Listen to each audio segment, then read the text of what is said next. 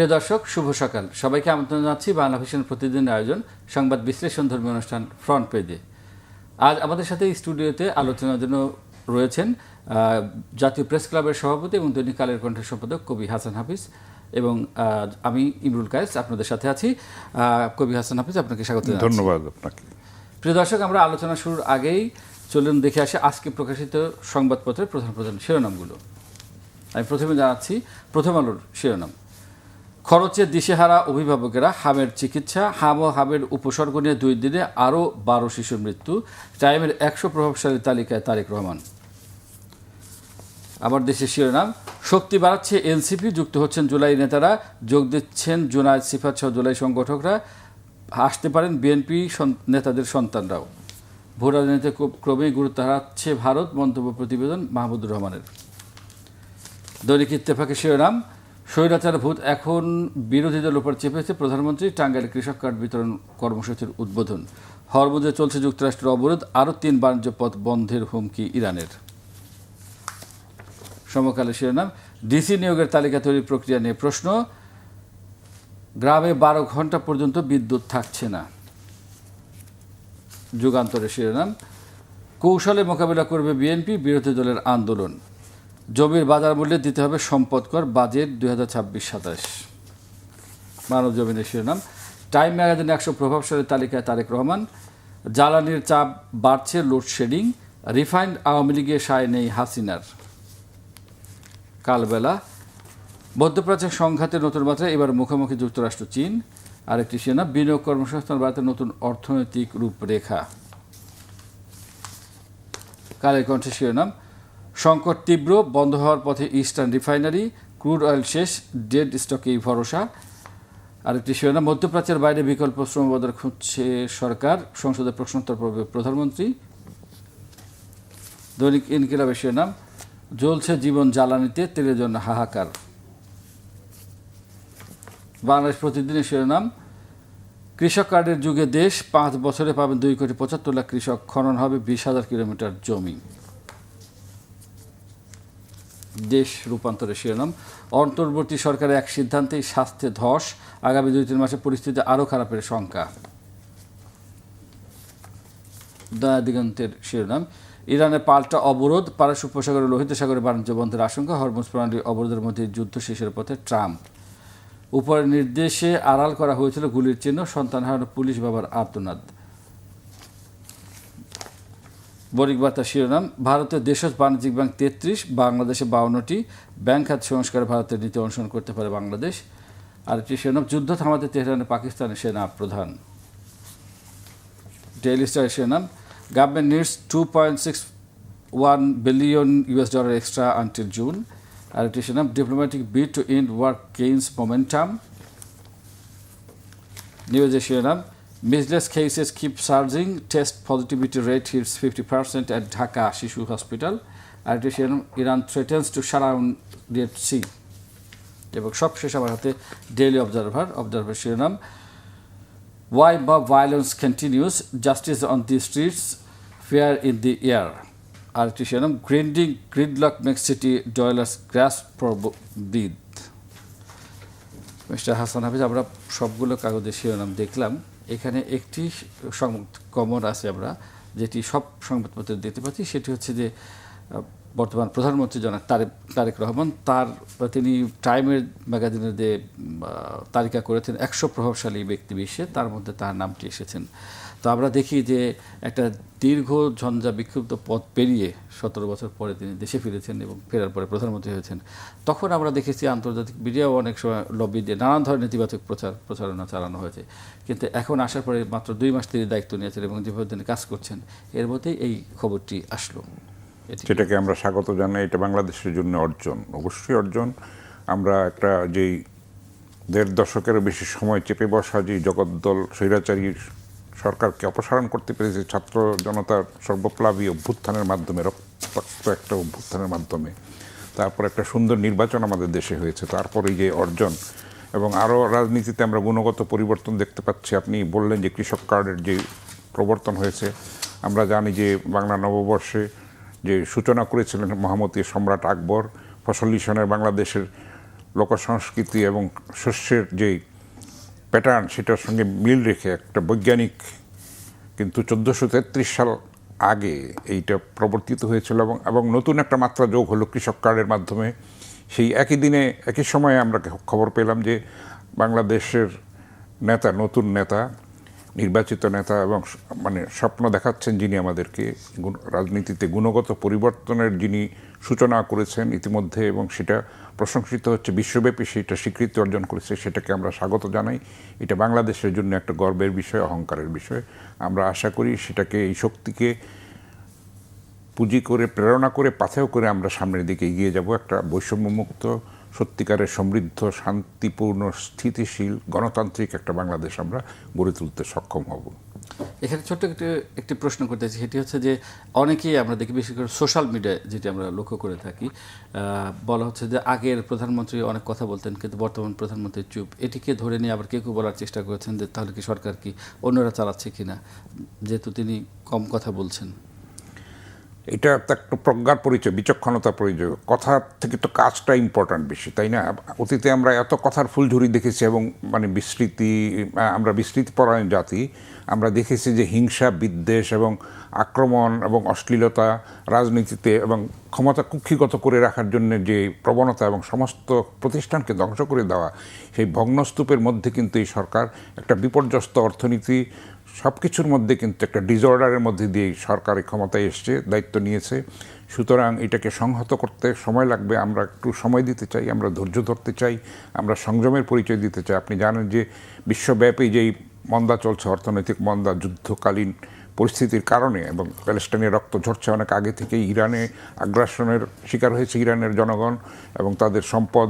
প্যালেস্টাইনি Israeli হামলা এবং মার্কিন যুক্তরাষ্ট্রের হামলা, সেখানে বিশ্ব বিবেক আস্তে আস্তে প্রতিবাদমুখর হয়ে উঠছে। গতকালেরই খবর যে ইউকে বলেছে যে আমরা তাদের অন্যায় চাপের কাছে নতি স্বীকার করব না। ইতালিও কিন্তু রুখে দাঁড়িয়েছে। আস্তে আস্তে কিন্তু খোদ আমেরিকাতেই প্রতিবাদ ধ্বনিত হচ্ছে এবং সেটা জমাট হচ্ছে এবং ঘনীভূত হচ্ছে আস্তে আস্তে। আমরা আশা করি যে একটা শান্তিপূর্ণ সমাধান হবে এবং বিশ্বের বিবেক সত্যিকার অর্থে জেগে উঠবে এবং এই অন্যায়, আগ্রাসন এবং চাপিয়ে দেওয়া যুদ্ধ ফলে বিশ্ব ব্যবস্থা তছনছ হয়ে যায়। প্রত্যেকটি বিশ্বের নাগরিক এটাতে আক্রান্ত হয়েছে, ক্ষতিগ্রস্ত হয়েছে। সেইটার থেকে আমরা একটা মুক্তি পাবো, এই প্রত্যাশাটা আমরা করতে চাই। আমরা আশাবাদী হতে চাই যে আমরা একটা সমাধানের দিকে যেতে পারবো। অর্থাৎ আপনি বলতে চাচ্ছেন যে ওই যুদ্ধের ঢেউ বাংলাদেশে অবশ্যই জ্বালানি ক্ষেত্রে, হ্যাঁ অবশ্যই। আপনি দেখতে পাচ্ছেন না কি একটা কর্মঘণ্টা নষ্ট হচ্ছে, সমস্ত কিছু নষ্ট হচ্ছে, উদ্যম নষ্ট হচ্ছে। জ্বালানি তেলের জন্য মানে ঘন্টার পর ঘন্টা, দিনের পর দিন অপেক্ষা করতে হচ্ছে। তারপরে আপনি বললেন যে ইস্টার্ন রিফাইনারি বন্ধের পথে প্রায়, সাপ্লাই লাইনটা তো বন্ধ হয়ে আছে। সেটা যতক্ষণ না পর্যন্ত রেস্টোর্ড হবে, স্বাভাবিক হবে, ততদিন পর্যন্ত কিন্তু এই সংকটটা তীব্রতর হতে থাকবে এবং এটার ফলে সমস্ত কিছু আক্রান্ত হবে।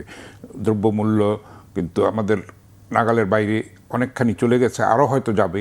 সামনে বাজেট আসছে, তো আমাদের কর্মসংস্থান নাই, বিনিয়োগ নাই, একটা ভগ্ন অর্থনীতি, বারবার বলছি আমি সেটার থেকে। এবং আপনি দেখলেন যে অন্তর্বর্তী সরকারের ব্যর্থতা, অদূরদর্শিতা, বিচক্ষণতার অভাবের ফলে কত শিশুকে আমরা হারিয়েছি এবং সামনে কিন্তু এই সংকটটা রয়ে গেছে, তীব্রতর হচ্ছে এটা আস্তে আস্তে।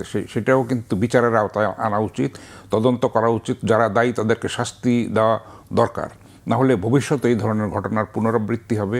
আমরা সেই তাদের যে বৃক্ষ তারা রোপণ করে গেছে, অজ্ঞতা, দৃঢ়তার অভাব এবং বিচক্ষণতার অভাবে তারা যেসব ব্যর্থতার পরিচয় দিয়ে গেছে, ক্ষতি করে গেছে একটা সুদূর প্রসারী, সেটা কিন্তু আমরা এখন ভোগ করছি। আমরা সেটার তদন্ত চাই, আমরা বিচার চাই এবং ভবিষ্যতে এই ধরনের ঘটনার পুনরাবৃত্তি যাতে না হয় সেটা আমরা নিশ্চিত করতে চাই। দেশ রূপান্তরে শিরোনাম করেছে অন্তর্বর্তী সরকার এক সিদ্ধান্তেই শাস্তির ধস, অর্থাৎ এই বিষয়টিকে ইঙ্গিত করা হয়েছে। তো বর্তমান সরকার যেহেতু তার ফলাফল ভোগ করছে, অর্থাৎ যে খারাপ প্রভাব আমরা দেখছি, হামের প্রভাবটি স্বাস্থ্য খাতে, এবং শিশুরা প্রতিদিনই মারা যাচ্ছে। গত 2 দিনে 12 জন শিশু আবার নতুন করে হামে মারা গেছে এবং এর আক্রান্তের সংখ্যা কিন্তু দিন দিন বেড়ে চলেছে। তো এই অবস্থার জন্য যারা দায়ী তাদেরকে তো আসলে আপনি যেটি বলছেন, বিচারের আওতায় আনতে হবে, তদন্ত করতে হবে এবং সঠিক কারা দায়ী এটা বের করতে হবে। অবশ্যই এটা করতে হবে, কারণ এতগুলি প্রাণ, এটা তো একটা হত্যার সামিল, তাই না? আপনার অজ্ঞতা অদূরদর্শিতার জন্য কিন্তু আপনি যথাসময়ে সিদ্ধান্ত নেবেন না। এখন যতই আমরা চেষ্টা করি না কেন, এই ক্ষতি যেটা হয়ে গেছে সেটা তো আমরা ফেরত পাবো না কোনোভাবেই। যে যত প্রাণ ঝরে গেছে এটা আমরা কি ফিরে পাবো কোনো সময়, কোনোভাবে ফিরে পাবো? একটা এগুলি কিন্তু মানে কি বলবো, ব্যর্থতার নজির, ব্যর্থতার কুফল আমরা পরিণতি ভোগ করছি, খারাপ পরিণতি আমরা ভোগ করছি, এবং হয়তো এটা আরও সামনে আরও তীব্রতর হতে পারে, বলা যায় না। ডেঙ্গুর সমস্যা দেখা দিবে, হামের সমস্যা দেখা দিচ্ছে। হামে কিন্তু শিশুরাই শুধু আক্রান্ত না, বয়স্করা পর্যন্ত আক্রান্ত হয়। আচ্ছা, তো এইটার টিকাগুলি সেইভাবে দেখা হয়নি, কারণ আমাদের স্টেট মেশিনারিজ তো আছে, তাদেরকে তো বলা হয়েছিল যে এইটা এই সময়ে যদি সিদ্ধান্তটা না নেন তাহলে কিন্তু ভবিষ্যতে এরকম খারাপ পরিণতি আমাদের জন্য অপেক্ষমান। তো সেটা তারা কর্ণপাত করে না, তাদের অজ্ঞতার জন্য, তাদের দৃঢ়তার অভাবের কারণে তাদের সমস্যা তো কোনো ছিল না। এই অন্তর্বর্তী সরকার মানুষের ম্যান্ডেট নিয়ে এসেছিল, কিন্তু তারা কী কাজটা করে গেছে সেগুলি তো এখন পর্যালোচনা বিশ্লেষণের দাবি রাখে, তদন্তের দাবি রাখে। অবশ্যই সেগুলি তারা বিচারের বাইরে নন। তাদের অযোগ্যতা, ব্যর্থতা, অপরিণামদর্শিতার কুফল আমরা কেন ভোগ করব? সেটার জন্য তাদেরকে শাস্তি পেতে হবে। তদন্তে যদি প্রমাণিত হয় তাহলে অবশ্যই সেটার শাস্তি বিধান করতে হবে, কেউই আইনের ঊর্ধ্বে না। যিনি স্বাস্থ্য উপদেষ্টা ছিলেন তার নিয়ে অনেক রকম কথা ছিল, এবং তার নানা অনুষ্ঠান আমরাও কাভার করেছি এবং দেখেছি তার কথাবার্তা সব কিছু মিলে। তো এরকম একজন স্বাস্থ্য উপদেষ্টা অন্তর্বর্তী সরকারের সময় নিয়োগ দেওয়া হয়েছিল, তার কি দায় নেই? এবং তিনি, তার দায় আছে, এবং তাকে যিনি নিয়োগ করেছেন, যারা নিয়োগ করেছে তাদেরও তো দায় আছে। শুধু তাকে বিচ্ছিন্নভাবে দেখলে তো হবে না, টোটাল সিস্টেমটাকেই কিন্তু। এবং এরকম নিয়োগ অনেকগুলো হয়েছে। হ্যাঁ, হয়েছে, এটার মধ্যে কোনো সন্দেহ নেই। এবং সেগুলি নিয়ে এগুলিও কিন্তু দুর্নীতি তাদের আছে, স্বজনপ্রীতি আছে, তাদের ব্যর্থতা আছে, অযোগ্যতা আছে, অপরিণামদর্শিত ভুল সিদ্ধান্ত আছে। তারা যেটা এখতিয়ার বহির্ভূত অনেক কিছু করেছে, সেগুলিও করাটা কতখানি সঙ্গত হয়েছে, যৌক্তিক হয়েছে, জাতির জন্য কতখানি ইতিবাচক হয়েছে, সেগুলিও পর্যালোচনার দাবি রাখে, বিশ্লেষণের দাবি রাখে, তদন্তের দাবি রাখে। এবং সেই বিষয়গুলো নিয়ে কিন্তু আপনি যেটা ইঙ্গিত করলেন, কিছু কিছু বিষয় নিয়ে, যেমন জুলাই সনদের কিছু কিছু বিষয় নিয়ে, সেটা সংসদে কিন্তু এখন সরকারি দল বিরোধী দল আস্তে আস্তে দূরত্ব আমরা দেখছি ক্রমশই বেড়ে চলেছে। এবং তারা যেভাবে চাপিয়ে দিয়েছিল, এখন যারা ক্ষমতাসীন তারা মনে করে যে অন্তর্বর্তী সরকার ওই সময় যে ঐক্যমত্য কমিশন গঠন করেছে, তারা অনেক কিছুই তো চাপিয়ে দিয়েছে এবং সেখানে বিশ্বাসভঙ্গও করেছে। যেটা আলোচনা হয় না সেগুলিও ঢুকিয়ে দিয়েছে। তো সেগুলিও তো পর্যালোচনা করে দেখতে হবে। এখন নির্বাচিত সংসদ এসছে, জনগণের ম্যান্ডেট নিয়ে এসছে, সেটা তো তাদের আমরা আস্থা রেখেছি এবং আরও রাখতে চাই। আমরা চাই যে সংসদ একটা প্রাণবন্ত হবে এবং সত্যিকার অর্থেই গণতান্ত্রিক পথে এগোবে, বিরোধিতার জন্য বিরোধিতা নয়। মাত্র 2 মাস হয়েছে সরকারের, এর মধ্যেই তো রাজপথ গরম করার মতো হুমকি আমরা দেখতে পাচ্ছি। কিন্তু বিএনপি কি পরিষ্কার করতে পারছে যে আসলে তারা কি চায় এবং তাদের সাথে কি কমিটমেন্ট ভঙ্গ করা হয়েছে? আস্তে আস্তে পরিষ্কার করছে তো, আস্তে আস্তে পরিষ্কার। অনেকগুলি অধ্যাদেশ তো বিলে পরিণত হয়েছে, যেগুলি প্রয়োজন পর্যালোচনার, সেগুলি কিন্তু তারা পরীক্ষা করছে, খুঁটিনাটি বিশ্লেষণ করে দেখছে। তো এগুলির জন্য আমাদের তো অপেক্ষা করতে হবে। এত রাতারাতি তো আমরা কনক্লুশনে আসতে পারি না। এত কম সময়ের মধ্যে তো রাজপথ গরম করার আমরা হুমকি দিতে পারি। এটা তো গণতান্ত্রিক ভাষা নয়, এটা তো গণতান্ত্রিক সংস্কৃতি নয়। তাদেরকে একটু সময় দিতে হবে, একটা সমঝোতার সৃষ্টি করতে। সরকারও তো সচেষ্ট আছে, তারা নিজেদেরকে সংশোধনও তো করছে অনেক ক্ষেত্রে। আপনি দেখেন যে বিভিন্ন ক্ষেত্রে যে সরকারি দলে চাঁদাবাজির কোনো অংশের অভিযোগ পাওয়া যাচ্ছে, ঘটনা ঘটছে, সেখানে তারা কঠোর ব্যবস্থা নিচ্ছে। সেটা অতীতেও নিয়েছে, এটা কিন্তু নজিরবিহীন। কারণ এরকম যে দলের কাঠামো, সাংগঠনিক ভিত্তি, জামায়াত ইসলামী যেরকম রেজিমেন্টেড দল, সেটা কিন্তু বিএনপি নয়, আওয়ামী লীগ নয়। ফলে আমরা দেখেছি যে বিএনপি কিন্তু কঠোর অবস্থান নিয়েছে, অনেককে দলের বহিষ্কার করেছে, স্থগিত করেছে, সদস্য এমনকি কেন্দ্রীয় নেতাদেরও করেছে। সেটাও একটা নজিরবিহীন ঘটনা। তো আমরা আস্তে আস্তে একটা গুণগত পরিবর্তনটা কেন, তাদেরকে একটু সময়টা কেন দিই না? আমরা আস্তে আস্তে তো দেখতে পাচ্ছি যে ইতিবাচক পরিবর্তন অনেকখানি হচ্ছে এবং সেটা আস্তে আস্তে অন্যের মধ্যেও ব্যপ্ত হচ্ছে। খারাপ জিনিসটাই কিন্তু দ্রুত ছড়িয়ে যায়, ভালো জিনিসটা কিন্তু ছড়ায় না। তো সেটা হতে একটু সময় লাগবে, আমাদের একটু ধৈর্য ধরতে হবে। এবং বৈশ্বিক যে সংকট, সেইটাকে মোকাবেলা করার জন্য আমাদের প্রত্যেকটা নাগরিককে ত্যাগের মনোভাব একটা সৃষ্টি করতে হবে, তাদের মধ্যে এই চেতনা জাগ্রত করতে হবে যে এই সংকটটা যেন আমরা সম্মিলিতভাবে মোকাবেলা করতে পারি। সামনে হয়তো আরও অন্ধকার দিন আমাদের জন্য অপেক্ষমান, কারণ জ্বালানি যদি ঠিকমতো সাপ্লাই বন্ধ হয়ে সমস্ত কিছু আক্রান্ত হবে, অর্থনীতি বিপর্যস্ত হবে, সামাজিক শান্তি শৃঙ্খলা, স্বাভাবিক দৈনন্দিন জীবনযাত্রা পর্যন্ত ব্যাহত হবে। সেটা হতে শুরু করেছে, হয়তো সামনে আরও বেশি হতে পারে। সেই জন্য আমাদের প্রস্তুতি থাকা দরকার, এই ব্যাপারে একটা জাতীয় ঐক্যমত্য দরকার। আমাদের সরকারের পক্ষ থেকে তো বারবার বলা হচ্ছে যে জ্বালানি এখন পর্যন্ত যথেষ্ট আছে, অর্থাৎ কমতি নেই, কিন্তু তারপরে আমরা যে ব্যাপারটি দেখছি যে বিভিন্ন স্টেশনে যে দীর্ঘ লাইন ধরে জ্বালানি নেওয়ার জন্য দীর্ঘ লাইন দেখছি, হাহাকার দেখছি, নানান ধরনের আলোচনা সমালোচনা দেখছি, কিন্তু সরকারের পক্ষ থেকে কি ব্যবস্থাপনার একটু অভাব রয়েছে? এই ক্ষেত্রে? ব্যবস্থাপনার মধ্যে একটু গলদ আছে, একটু ত্রুটি আছে। সেটার পাশাপাশি আমাদের মধ্যেও এমন প্রবণতা আছে, আমরা মজুত করছি, অন্যায়ভাবে মজুত করছি, সেগুলিও কিন্তু সরকার ব্যবস্থা করছে। আমরা কিন্তু দায়িত্বশীলতার পরিচয় দিচ্ছি না নাগরিক হিসেবে, এটা বলতেই হবে।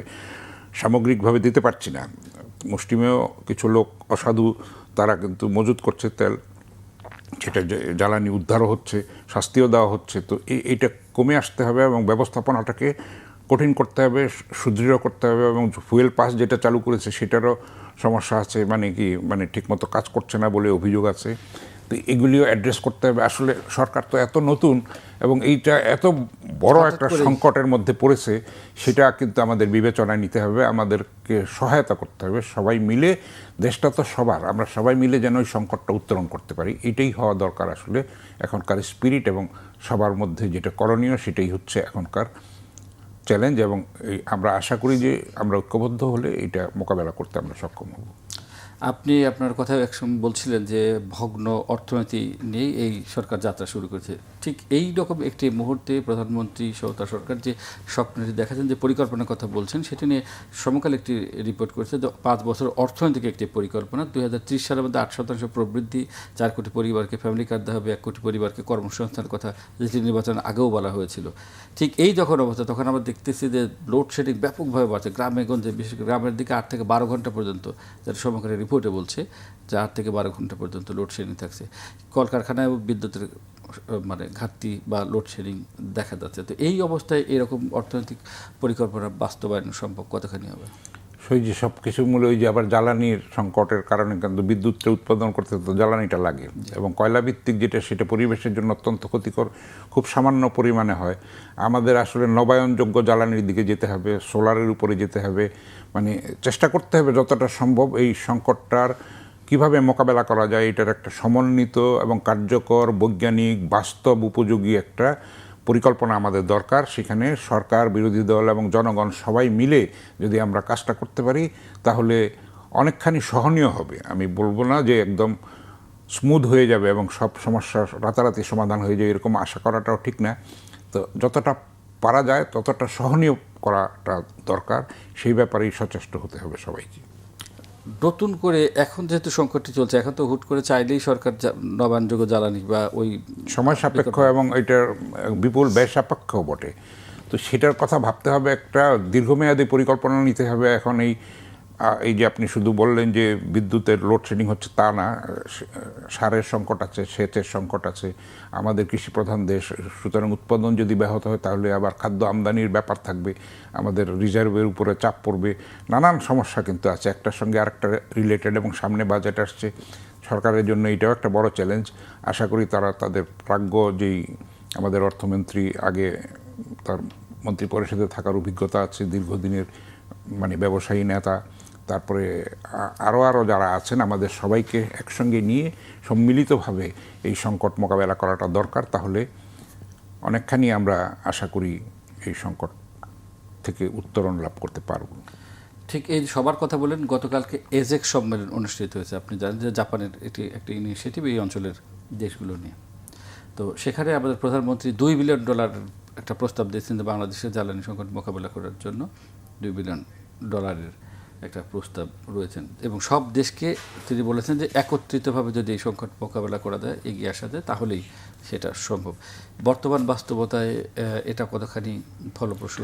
আস্তে আস্তে আমরা নিশ্চয়ই বৈশ্বিক সহায়তা পাবো। আপনি জানেন যে এর মধ্যে মানে রুবেলার টিকা দেওয়ার জন্য যুক্তরাষ্ট্র বলেছে তারা কয়েক কোটি টিকা দেবে। তারপরে আপনি দেখেন যে ভারত থেকেও ডিজেল আসছে।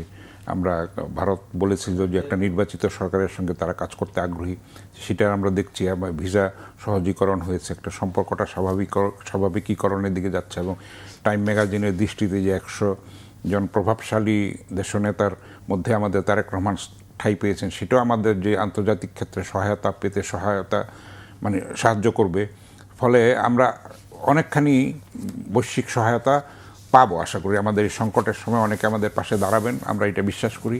এবং আমাদের নিজেদের শক্তিতে আমরা যেন বলীয়ান হই, আমরা ত্যাগের মানসিকতা যেন একটু গড়ে তুলি এবং ঐক্যবদ্ধ আমরা থাকি এই জাতীয় সংকট এবং বৈশ্বিক সংকটে আমরা যেন সম্মিলিতভাবে এটা মোকাবেলা করি। সেটাই হচ্ছে বড় জিনিস। আসলে ছোটোখাটো ভেদাভেদ ভুলে গিয়ে আমরা কিন্তু এই দুর্যোগকালীন যে কি বলবো সংকট, সেটাকে মোকাবেলা করার জন্য আমাদের প্রস্তুত হতে হবে এবং ত্যাগের মানসিকতা, সংযম, দেশপ্রেম, সদিচ্ছা, আন্তরিকতা, সততার পরিচয় দিতে হবে। সরকারকে যেরকম দিতে হবে, বিরোধী দলকেও দিতে হবে। প্রত্যেকটা জনগণের প্রত্যেকটা নাগরিককে কিন্তু এই ব্যাপারে সচেষ্ট হতে হবে এবং আন্তরিক হতে হবে।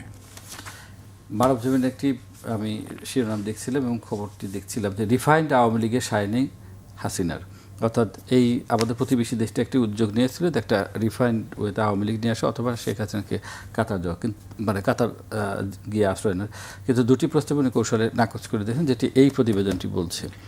হাসিনা যে বেসিক্যালি স্বৈরাচারী মানসিকতার, এটা কিন্তু তার আরেকটা প্রতিফলন, তাই না? কিন্তু মানে এটা পারিবারিক সম্পত্তি করে ফেলার কারণেই কিন্তু আওয়ামী লীগের এই দুর্দশা। যদিও এই মুক্তিযুদ্ধে অন্যতম প্রধান একটি দল ছিল, নেতৃত্ব দিয়েছে আমাদের, সেটা তো ইতিহাসের, এটা তো অস্বীকার আমরা করতে পারবো না। কিন্তু পরে এটা দলটা স্বৈরাচারী হয়ে উঠেছে এবং এটা হাসিনার কবলে পড়ে এটা আরও ক্ষতি হয়েছে। আওয়ামী লীগকে হত্যাই করেছে হাসিনা, এটা বলতেই হবে।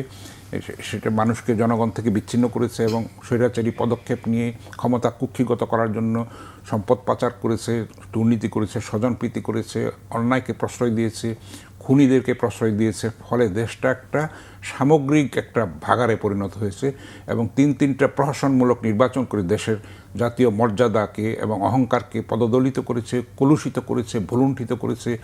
সেইটার যে ক্ষতি আমাদের করে দিয়ে গেছে, সেটাকে রিগেইন করার জন্য কিন্তু আমাদের অনেকখানি মূল্য দিতে হবে।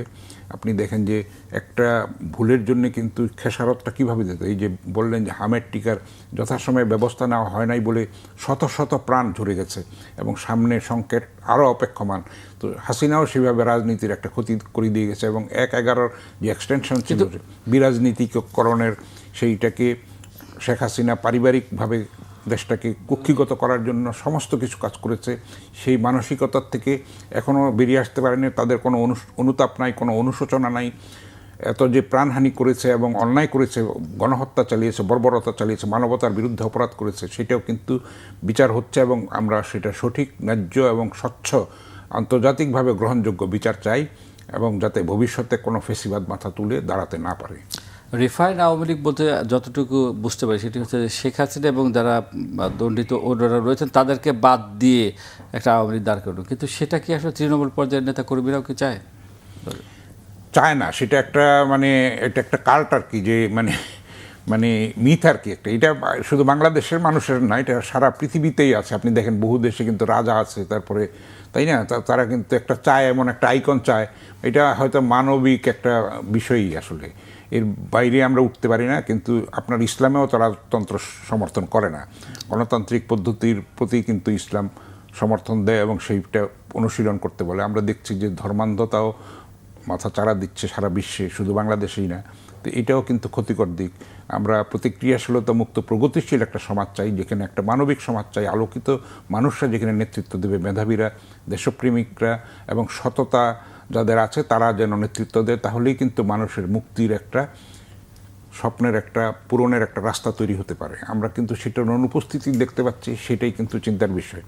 আপনি দেখেন বিশ্বে যে এরকম উন্মত্ততা চলছে, আগ্রাসন চলছে, এক দেশের প্রেসিডেন্টকে ধরে নিয়ে আসা হচ্ছে, তারপরে রাতারাতি হামলা করা হচ্ছে। ইরাকের উপরেও কিন্তু অতীতে তাদের কেমিক্যাল ওয়েপন আছে বলে তাদের উপরে আগ্রাসন চালানো হয়েছে, কত গণহত্যা চালানো হয়েছে, কিন্তু শেষ পর্যন্ত দেখা গেছে এইটার কোনো ভিত্তিই ছিল না। তো ইরানের পরমাণু শক্তির উপরে করে ইসরায়েলের মতো একটা ছোট রাষ্ট্র দিয়ে পুরো মধ্যপ্রাচ্য না, শুধু বিশ্বব্যাপী যেই অস্থিরতা তৈরি করা হয়েছে এবং ব্যাপক প্রাণহানি সংকট তৈরি করা হচ্ছে, সেটার থেকে মুক্তি পাওয়ার জন্য বিশ্ব বিবেককে সোচ্চার হতে হবে, রুখে দাঁড়াতে হবে, অন্যায়কে প্রতিবাদ করতে হবে। আমরা সেটাই আশা করি। ধন্যবাদ কবি হাসান আহমেদ চমৎকার বিশ্লেষণের জন্য। প্রিয় দর্শক, আমাদের অনুষ্ঠানটির শেষ পর্যায়ে চলে এসেছি। আমরা চমৎকার আলোচনা শুনলাম। আমাদের অনুষ্ঠানটি প্রতিদিন সকাল 9টা থেকে 9:25 থেকে 30 মিনিটের মধ্যে প্রচার হয়। দেখার আমন্ত্রণ জানিয়ে আজ এখানে শেষ করছি। সবাই ভালো থাকুন, সুস্থ থাকুন।